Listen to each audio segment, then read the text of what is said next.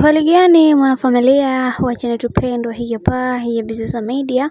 Kama ndo mara yako kwanza basi nikusihi usisahau kusubscribe, kulike, kushare pamoja na kucomment.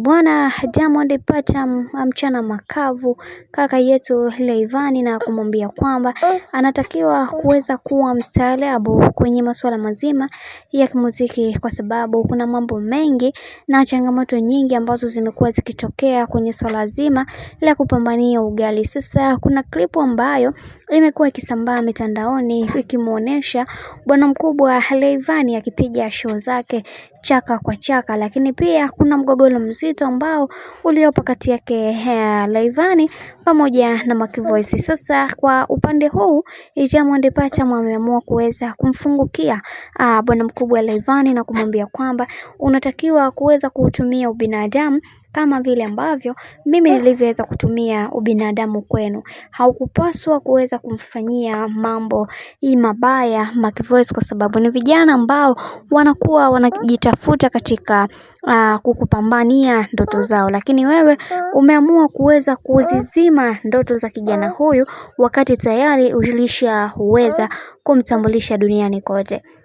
Kiukweli kwa hiki ambacho ulichoweza kukifanya mimi sijaweza kufurahikiwa nacho, na haya yote matokeo ya yale ambayo ya wewe kuweza kupiga show chaka kwa chaka. Sasa unatakiwa kuweza kujifunza kuishi na watu vizuri, kwa sababu unapomfanyia mtu mwingine dhulma, basi usifikiri kwamba ile dhulma uliyoifanya haitokuja kukuathiri kwa namna yoyote, ila matokeo yake ndio kama haya ambayo sasa hivi yanayokutokea. Yani msanii mkubwa lakini umekuwa mtu ambaye unapiga show chaka kwa chaka, hivyo unatakiwa kuweza taalabu katika kila hatua ya maisha watu ambao wamekuwa wakipitia, kama vile ambavyo nilivyoweza kukuchukua mimi na kukutambulisha katika lebo yangu. Basi na wewe ungetakiwa kuweza kuchukua ustaarabu huo ambao niliweza kufanya mimi kwako, mpaka sasa hivi unatambulika jina la Rayvanny. Hichi kitu bwana, kiukweli kwa upande wangu sitoweza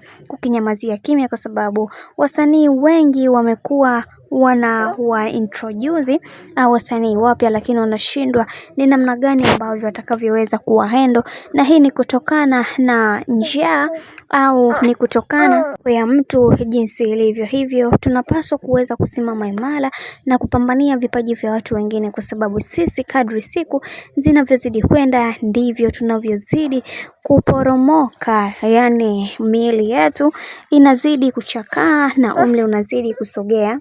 Kweli jambo hili limemhuzunisha sana bwana mkubwa Diamond Platnumz kwa yale yote ambayo aliyoyafanya Rayvanny kwa Mac Voice, na pia amemwambia kwamba anatakiwa kuweza kujipanga upya, kwa sababu dhulma si nzuri katika maisha, na asipokuwa makini hatojulikana tena na atapotea kimuziki kiujumla. Sasa kwa hiki ambacho alichoweza kukifanya kaka yetu Diamond Platnumz, watu wengi wameweza kupenda na wakamwambia kwamba huyu ndiyo kaka. Sasa ameamua kuweza kumchana live na akaweka unafiki pembeni, kwa sababu watu wengi huwa wanawapaga tumoyo kwenye vitu ambavyo havina mbele wala nyuma. Maana mambo ndo kama hivyo ambavyo unavyozidi kuona kadri siku zinavyozidi kwenda, ndivyo mambo ambavyo yanazidi kuimarika na kusimama imara katika kila hatua ya maisha ambayo watu wamekuwa wakiyapitia. Bwana nikusihi, kama ndo mara yako kwanza usisahau kusubscribe, kulike, kushare pamoja na kucomment. Kwa ukifanya hivyo utakuwa umejiweka katika nafasi nzuri ya wewe kuweza kuenjoy na kufurahi pia.